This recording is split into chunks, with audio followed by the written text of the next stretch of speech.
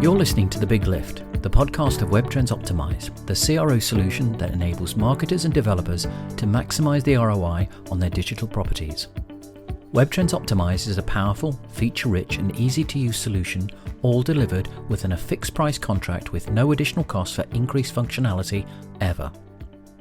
During these podcasts, we meet some of the key influencers within the marketing and conversion world to understand their roles and examine their challenges. In today's podcast, we meet two people who took different routes to their marketing careers, but having worked for the same organisation on more than one occasion, have become good friends. Kerry O'Brien now runs her own successful marketing consultancy, Coco, and Nikki Moody is a project director for digital marketing agency Fresh Egg. We find out if the challenges of working client-side or agency-side are any different and which they prefer. Nikki, Kerry, thanks for being here today. Having been introduced to you by my colleague Ben Charlesworth, I was trying to work out what the relationship between you two was. Are you just ex-colleagues or now lifelong friends? Yeah, well, we're friends and colleagues, really. We met many, many years ago when we were both working for the Thomas Cook brand in travel, but we both worked for different companies that were owned by Thomas Cook. So I worked for Nielsen Active Holidays and Nikki worked for Club 18 to 30, and we were based down in Brighton Marina. That sounds like an idyllic place, Brighton Marina. Was it good fun being down there? Yeah, definitely. It's a great office space down there. We had roof terrace, spread over a couple of floors, lots of kind of social things going on, and we had a lovely cafeteria. So, surrounded by boats and sunshine a lot of the time. It was a scary place to be when there was a storm brewing, but yeah, very pleasant. And in the office that you worked, was it all the brands on the same floor, or were they split up, or how did you get to meet one another? Yeah, they moved around quite a lot, but for a while we were based on the same floor. But actually, sometimes the marketing teams would share knowledge because we had sort of smaller marketing teams working for each brand. So that's how we got So it's kind of collaborative working, was it? Collaboratively and also socially as well, yeah. Yeah. That sounds good. But you've not just worked at Thomas Cook twice. You've actually also been together, although for only a very short time. I believe that, Nikki, you joined Fresh Egg at the time when Kerry was leaving. Yes. Yeah. Is that still good friendship, or is it the fact that actually I'm leaving now, I've gone? No, it was nice actually. I knew a few people there at the time when I joined, but yeah, I had a crossover with Kerry, and she actually handed her role over to me at the time I joined Fresh Egg. So you could say I've kind of like followed Kerry around different companies across the years. Not stalking, but it might seem like that sometimes. But we've just crossed paths really a few times, Yeah. but we've always been quite supportive to each other within like the working environment, as many people are. You both now work for agency side, and I'll describe what I mean by that. Is that you're not contracted to a single employer, just to make the difference between client side versus agency side. I assume that your decision, Kerry, was one that you made positively to move into that. But Nikki, was your decision to move into agency side influenced by Kerry at all? No, it was kind of more influenced by the agencies that I worked with in my first sort of full-time job after university, which was at Club 1830. So the first agency I ever worked for was actually an agency owned by someone who had been my account director for a previous agency they worked for. So they went off to set up their own agency, and the opportunity came about that way. So I was obviously, when I was working with agencies, I really enjoyed working with them, and I was kind of just interested to see what the other side was like, and that was my first taste of it, really. And what was your decision, Kerry? Was it similar? Yeah, a couple of things really. So I was a marketing manager at Virgin Holidays at the time when I moved over to agency side. And one of the things that drove that decision was just really getting more breadth of digital experience, because I'd been focused quite a lot on customer experience and CRM in the role that I was in. And moving to a digital agency seemed like it would be a positive thing to do at the time. And I was able to sort of upskill myself across all different facets of digital, really, which was really useful. And again, just wanted to have experience of both client and agency side, which I think can be quite useful for people in their career. And did you think that breadth of knowledge was one that gave you the impetus to be able to move on to other things, or do you still hanker after some specialization? Because obviously marketing has changed fairly dramatically over the last 10, 15 years, where there's much more specialization and there's much more to learn. So would you be interested in going back to being more specialized, or do you like the generalistic approach? Right now, when I'm consulting, I don't consult for absolutely everything. So I guess I have some specialisms, like lots of marketers, really. I think I can't remember who said this originally, but I have heard people refer to it as like a T-shaped marketer. So you've got strategic experience across all of the different disciplines, but you can focus down into 2 or 3 different areas, and that's definitely the case for me. And Nikki, what about you working at Fresh Egg? Yeah, I think it's quite similar really, because we obviously offer a number of different digital services, but there are some areas of that, for example, CRO and SEO, that I probably spend more of my time focusing on, and as such, you sort of develop more knowledge in those areas and get put on those types of projects, and they become specialisms kind of more naturally. But I think I'd like to keep that broad range of skills, and we often introduce new services or start different product innovations around what's happening in the marketplace. And I always want to keep that kind of knowledge and like just learning about everything new that's coming up, and sort of add to my skills as well as keeping those core specialisms. So I think a bit of both really. Because I don't know if you listened to my last podcast with Veronika Botuchenko about digital optimization, but it was trying to express that digital optimization is now becoming a very broad church. It's lots and lots of different skills, but lots and lots of people working collaboratively as part of a broad team. But being, I'll use this phrase sparingly, but being on the outside of an organization, so not working within that organization, do you find that's difficult to be able to do, to be part of that team that's now working much more cohesively? For me personally, I don't find it more difficult. It depends how each individual client's set up. When I've been working with other agencies and we've been working with clients, we normally use like a design thinking methodology. So you actually sort of bring in experts from different specialisms from the client into your team and all work together in a group. So you don't really necessarily feel that level of separation. You might feel more as a member of the team. And that's definitely the case when I'm working with clients who perhaps don't always have a huge marketing department.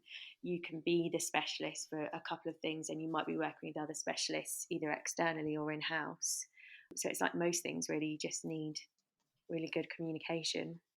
But Nikki, from your perspective, you might be working with large multinational clients potentially. Is it much more challenging in being part of that team when you're sitting externally?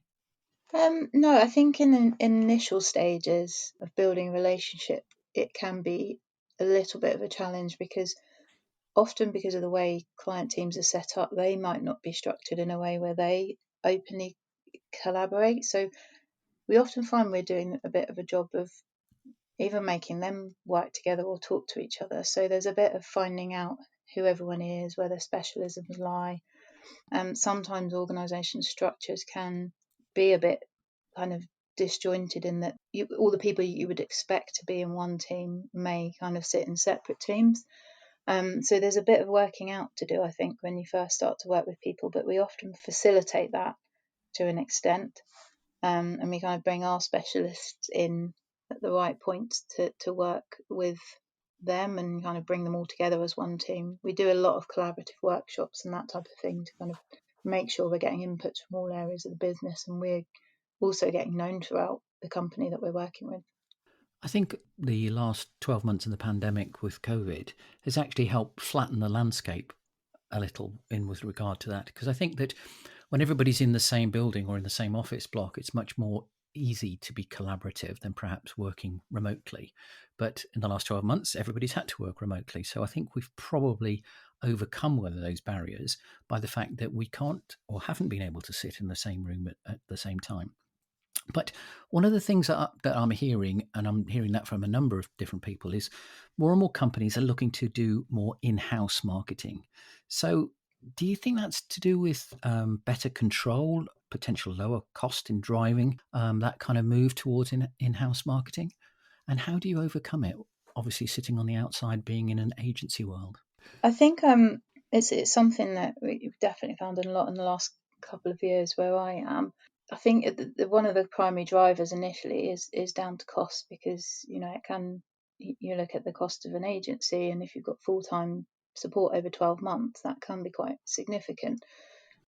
So it's cost and ownership. But what we often do is kind of facilitate that in-housing, because what we've come to realise is it's going to happen anyway, and there are certain reasons that are really positive to do that, and that we can completely understand. So, but I think there are always going to be areas where you need the support, or at least, even if it's not regular support, but it's that kind of check-in. It might be how you approach something strategically, to kind of look at that every 6 months and review, well, actually, here's a bit of support to help you to make sure you're still on track and going in the right direction, or just a bit of external input just to keep your teams motivated, keep any innovations that are coming out in the industry fresh.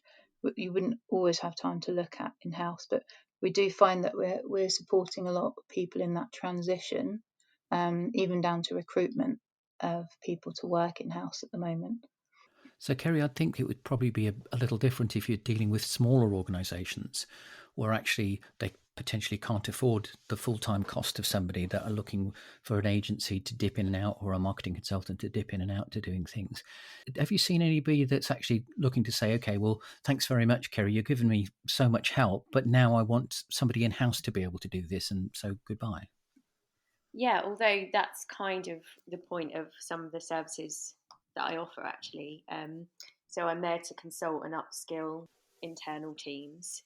I'm not looking to necessarily become their marketing manager. So for me, it's a positive that some clients are looking to in-house, and I think there's a number of reasons that they want to do that. I guess because the people working for the company are focused on the one brand, and having that kind of brand connection can be a positive. It can also be a negative, because sometimes you can have blinkers on and not be able to see the outside world. So it's always important, I think, to research still, and talk to external customers, which is something that agencies are quite good at doing, and putting to the forefront, rather than just thinking, oh, we know the answer to this, we're going to do this, rather than it being driven from the customer. However, there's lots of kind of teams in house that do need upskilling in different areas, and I think it can be quite beneficial to work with either external consultants or agencies to do that. I think as well, lots of companies have sort of a hybrid model where some things they're in housing and other things are staying external. So I think we'll still see a mixture of those things happening in the future. So one of my daughters worked what I would describe as agency side for many years as a marketer, and she found it incredibly stressful working agency side because she was not in control of everything that went on. There was a lot of politics that were going on there. Do you find that working client side is was less stressful, or is less stressful, or do you actually enjoy the cut and thrust of working agency side? I'd say each comes with its own different set of stresses. I think when we see it, with clients, you feel their stresses as well, but it sort of reminds you of when you work client side. It's almost good to have that lens of, okay, I know you might be up against this stress. I think it's like you said, politics. Politics is a prime example of. I think that happens either within the agency environment, you get involved in the client's politics, or if you're client side, you're directly involved in the politics. And you have to kind of understand that to know there are probably certain things as an agency that you can't resolve for them because they are the way things work their side. So it can sometimes be challenging and stressful to get around that. Day to day, I think there's similar pressures. I remember being client side and being really under pressure, and then this is taking it years back. But for example, when you're producing a holiday brochure, you're going through, that's quite a stressful process, and there's lots of deadlines to meet, and there's lots of demands, and people need to see stuff at different times. In an agency, it's very similar. There's lots of daily pressures, there's lots of deadlines, but I think they're just different types of pressures. I think as an agency, you feel the client's pressures for them. It's not that you're completely removed from that. But yeah, I'd say a lot of the marketing jobs that I've had, whether they're agency or client side, have come with their own stresses. They're just different types, not one more or less than the other. Yeah, I'd agree with that totally. I think you just get different stresses really, and I think client side, we were both in travel, which can be quite a volatile Yeah. industry in itself. I mean, the margins on holidays are kind of quite low, and you're obviously subject to things like pandemics and storms and all sorts of other things that happen. So it's not a quiet life by any means. If when you're working for some clients. Talking about a bit more about pressure is one of the things that I've experienced over my marketing career is that in the early days we were all about, you could call us the colouring in department, and that's a very naive way of looking at it, but being able to, we knew all our Pantone colours and all that sort of thing, and we were much more concerned about the kind of the look and feel of what we were trying to do, and there was very little return on investment that was tangible. Today, it seems like it's all about return on investment. It's all about what you spend, what you return, and it's so much more measurable. In my career, I think the earlier days didn't seem to have pressure because it was difficult to be able to measure that ROI. But today, it seems like every marketer is there to be able to prove results. And I think that's probably as relevant today in the boardroom as it was originally when it was just a team of marketers, where the board is actually looking to say, we're spending that amount of money. What's the return on our investment? What's the multiple that we're making on that? Because marketing now represents a fairly large chunk of the expenditure. Would you, either of you, agree or disagree with that? I mean, I've probably got a slightly different view on it just because in my career I started as a research analyst. So for me, things have always been based in data, really. So I've kind of always had to do that proving of what we're doing. So I went from research to working on direct and digital marketing. Of course, direct marketing was always ROI driven. It was a lot harder to actually calculate your ROI back in those days. We didn't have so many amazing tools and actually had to know our own kind of long calculations and things like that. So for me, it's a little bit easier, I think, than when I first started because we've got so many tools and different technology to use today to help us kind of manipulate data. So from that point of view, it's definitely easier. And yes, ROI is really important to boards, as is kind of customer experience. So those things for me haven't really changed. But I appreciate it's probably a lot different for people that have maybe worked more in advertising or TV advertising, particularly on brand. Yeah, it's just much more digital now, isn't it? Yeah. Yeah, I think there's so many tools, so many ways of tracking things that sometimes, and this is true both agency and client side. Which ones do you rely on? Which sources do you use? And you can often have people looking at one source of data and say, well, I'm seeing this, and why isn't this working? And then you look at another source, and it's telling you a different picture. So it can be challenging when you sort of get questions from people who don't necessarily understand the day to day of what activity is happening, what's being spent, and they're just sort of looking at, well, why aren't we at this position in the search results, for example, when you're looking at digital, and there's sort of a whole number of reasons to unpick behind why that is. It's not just as simple as you do this one thing and that's what gets you that result. And there's so many data sources that we would use to kind of calculate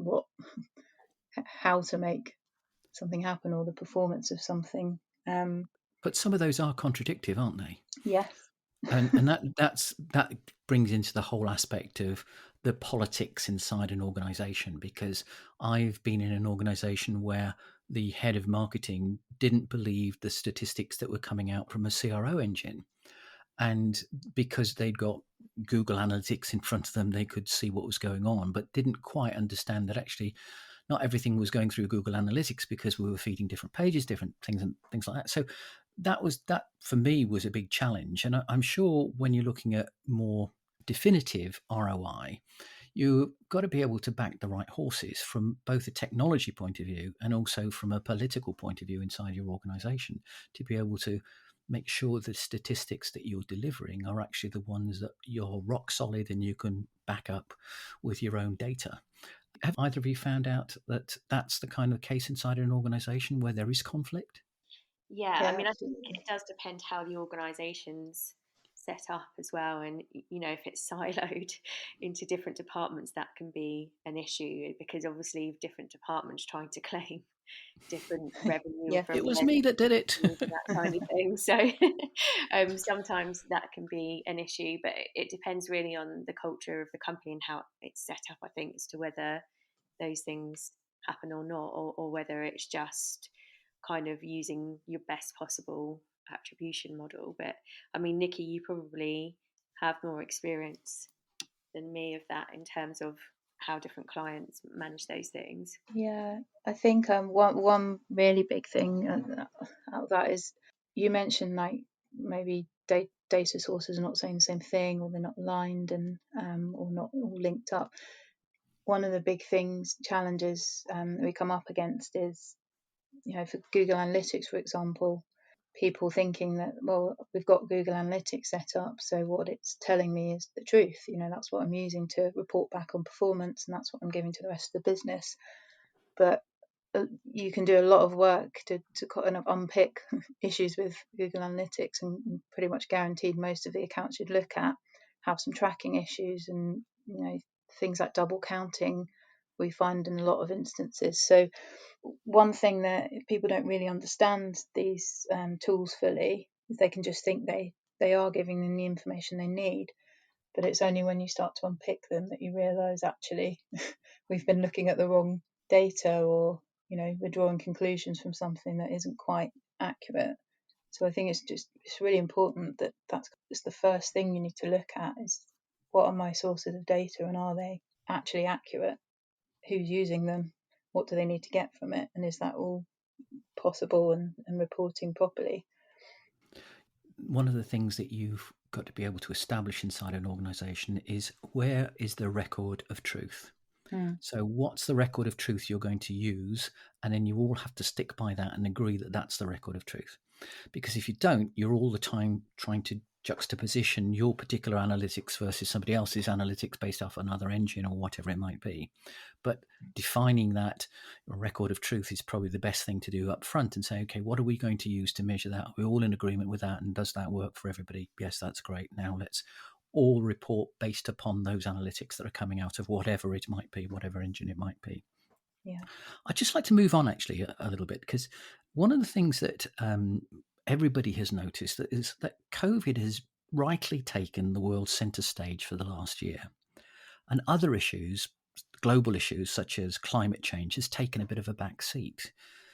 We've seen a positive increase in companies talking about their green credentials. Do you believe that consumers are convinced by companies' commitment to climate change, or do you feel that companies are just highlighting their credentials just to gain additional customers or keep customers?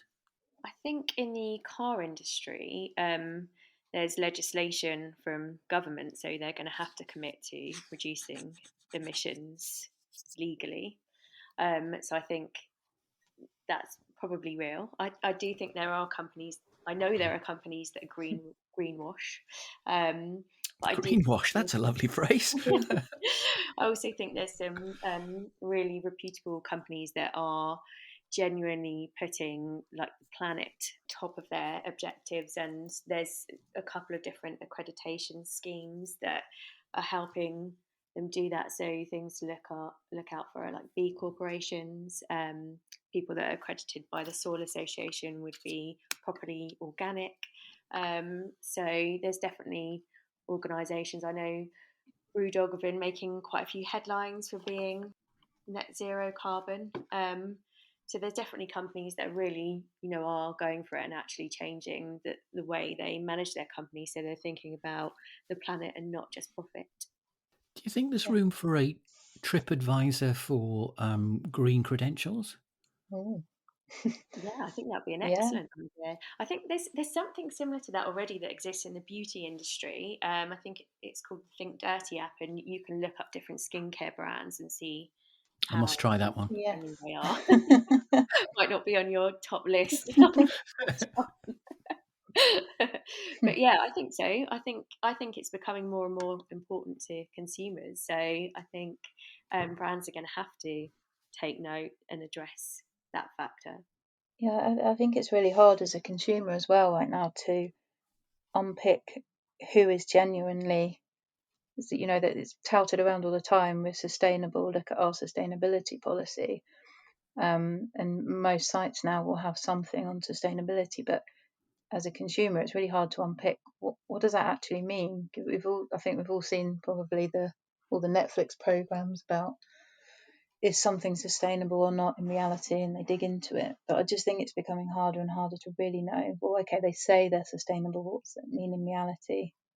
What's their commitment? Does it actually have an impact, or are they just sort of jumping on the bandwagon? I think people have become a lot more aware that they can't just jump on the bandwagon in recent years because people are being questioned about it and people are more educated. But I definitely think that kind of TripAdvisor rating system would be very useful to cut through all of that noise. Yeah. And you two personally, would a company's green credentials influence your decision to work with them or not? So for me, it does. Yeah, Kerry, I was going to say probably more relevant for you because you Yeah, get the choice. yeah, definitely, and I've definitely felt like that more recently. And I think anyone that's just experienced the pandemic, we can see just how much the world could change. And I think global warming is happening, and we're not really, I don't think, on track to meet the targets in the Paris Agreement at the moment, which could have some devastating consequences. So for me, I think anything that we can do, we should do. So if a small thing that I can do is work with clients that are doing their best to help the planet, then it seems like a good choice.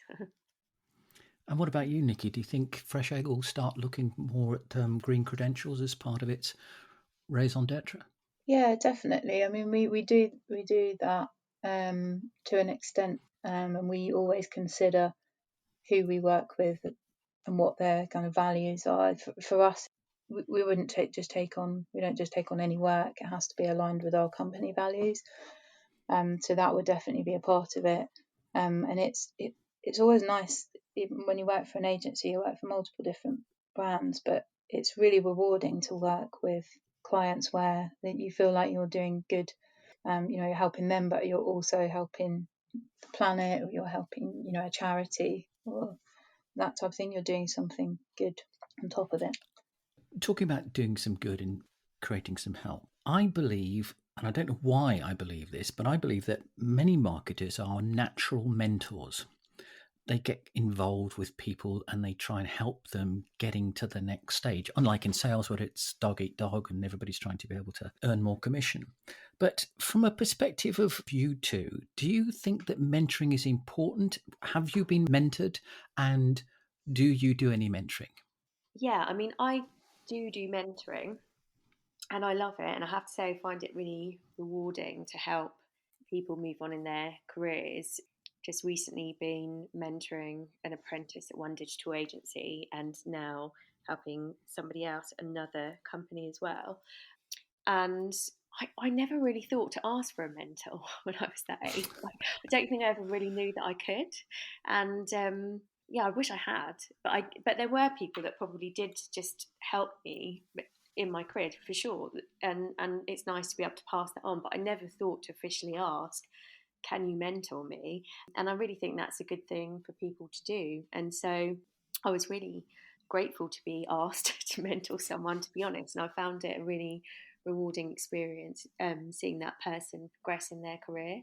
So I think, yeah, it's really important to help younger people, especially I think it's quite difficult now. Marketing is changing so quickly. It's quite difficult for people to break into it. I think I was quite lucky, really, when I first started off in my career, in that I was doing the Chartered Institute of Marketing course, and two girls on that course got me a job in marketing when I was really young. I hadn't been to university, I was 19. And I think that was such a brilliant opportunity, and not many of those opportunities are available nowadays. So to be able to help people kind of crack into marketing, whether they've got a degree or whether they haven't been to university, I think is quite important. So yeah, I'm quite passionate about mentoring. What about you, Nikki? I haven't done any in an official capacity. I was just trying to think then. It's almost like Kerry said, like I've been mentored in a way, but not officially, just by various colleagues that I've worked for, but not in the same thing. I never knew that I could ask someone to mentor me. It just wasn't really a thing that came up. I have been asked by people that I know through work and personal life, if they've got a friend that's trying to get into a certain area of marketing or really keen to get into project management or account direction. There's been quite a few occasions where I've been asked to speak to them and kind of help them to understand what type of jobs to apply for, how to approach them, what sort of training they might be potentially able to do for free, to put them in good stead for those roles, and how to kind of break into that industry. So I guess I've done it in that smaller unofficial capacity, but I haven't actually been a long-term mentor to anybody. I'd definitely be keen to do that. You'd be a great mentor, Nikki. Oh, thanks. Sign her up for someone now. It's finding the time, Yeah, isn't it? I know. Yeah. So I don't think mentoring is necessarily a formal declaration of you're going to mentor somebody or somebody's going Yeah. to mentor you. Because I think that one of the value propositions of being in an environment which you are collaborative is that you do learn things. I mean, I can remember going back many, many, many years, far too many years that I care to remember really. But my first marketing manager was really fantastic. He took the time out every week just to sit down and say, what's going on? How's it going? What are your challenges? And how can we overcome them? And some of the nuggets that he passed to me over those months and years are absolutely the same nuggets that I use today. Even though marketing has changed to a much more digital environment today, it's still about clarity of message, being focused, being able to deliver what your customer's looking for as opposed to what you believe the brand is looking for, being able to work the politics, etc., etc. So it's not about being officially recognized as being a mentor. It's much more about the person taking the time to be able to get involved with individuals coming into the organization and giving them those little nuggets of wisdom that will see them through the maybe even the next 20 years of their life. It's funny you mention that, because somebody you've already spoken to on a podcast, Claire, she was my boss in my first ever job after university at Club 1830, and I would say what you've just described there is kind of, that's what I got from Claire. And I still find myself today, like I said, I joke with her to say, oh, I did this, so I had to do this, had to deal with this situation at work. And I remember from, how you taught me to do that. I sort of often laugh with her about the things that I've learnt from her. I still get ex-colleagues connecting with me just saying, I've got this issue, what can I do about it? Or I'm trying to be able to resolve this, and I've got this person doing this and I've got that person doing that. How can I be able to make sure that I don't upset either of them? Because obviously we've got to work together. And it's one of those lifelong things that people will become much better workers if you, as a mentor, and I use that word unadvisedly, actually help people grow inside of their business. We're getting close to the end of this podcast, so I've got one final question for both of you, which is, if anybody was considering a career in marketing, and we've kind of touched on it a little bit here, and those who are taking their very first steps into it, would you recommend a marketing degree or a sim course or something like that? Or does experience count for more? Oh, that's a really tricky one. Obviously, I didn't have a degree, and I went through the route of working and doing my Chartered Institute of Marketing exam in the evening. And I've recently been helping someone through the apprenticeship scheme, which again is a scheme for people that haven't got a degree. But I've managed plenty of people that have had a degree as well. So I think either can be a good route in. But I would say for anyone that's looking for a career in marketing, just be prepared for lifelong learning. That's good, yeah. You never stop learning. Nikki, what about you? Yeah, so I took the opposite route to Kerry, and I went to university. I actually did a travel degree with marketing included, so it wasn't fully focused on marketing. Um, and I often thought back, and I thought this to myself quite a lot. If I didn't do that degree, would I have just been in the same place now? And I don't have the answer to that. I think I wouldn't change going to university, and I would say for anyone looking for that kind of, if you're into studying and you want the experience of that, do it for that, for what it is. But I wouldn't say that that's what you need to do to get into marketing. And I think even these days, so many people are taking on apprentice or offering opportunities for young people to get involved, that I do think I'd probably think very differently about going to university now if I was to make the decision again. And I actually think that sometimes when I went into my career after doing 4 years at university, I felt for the first few years at least that I was a little behind other people my age, because they had gone down that route of just going into a business, getting a job, starting at junior level and working up. So I think both can have both. There's no one right or wrong, but I do think the opportunities have really opened up these days into how much you can do self study and how much you can just get a foot in the door and learn yourself. That I would encourage everyone to do that anyway. I'm not sure about you, Nikki, but I think things are moving so fast. I feel like I'm constantly learning anyway. So I think Yeah, if you do a degree now, I think it would help. And things like the CIM, obviously, strategy doesn't really change that much over the years, but it's all of the tools and the media and the way things work that you're constantly learning yeah, and updating your skills anyway. yeah. I learn so much every day just from being around, specialists, working with clients. I learn a lot from clients as well about how their businesses work Yeah. and things that they've tried. And you don't get that practical experience from a degree. It's the theory you get, and that, like you said, that doesn't really change as much. I think, unfortunately, there's a plethora of new innovative tools that are on the market as well, which means that you're constantly evolving where you were a year ago or 2 years ago, because it may not be that the market has changed that much, but it's definitely the technology that's enabling you to either do things better or faster or deliver better results or whatever it might be that's moving so quick. And keeping up to that is a challenge on its own. There's lots of new kids on the block with new pieces of technology and new kind of understanding of how to be able to pull things about.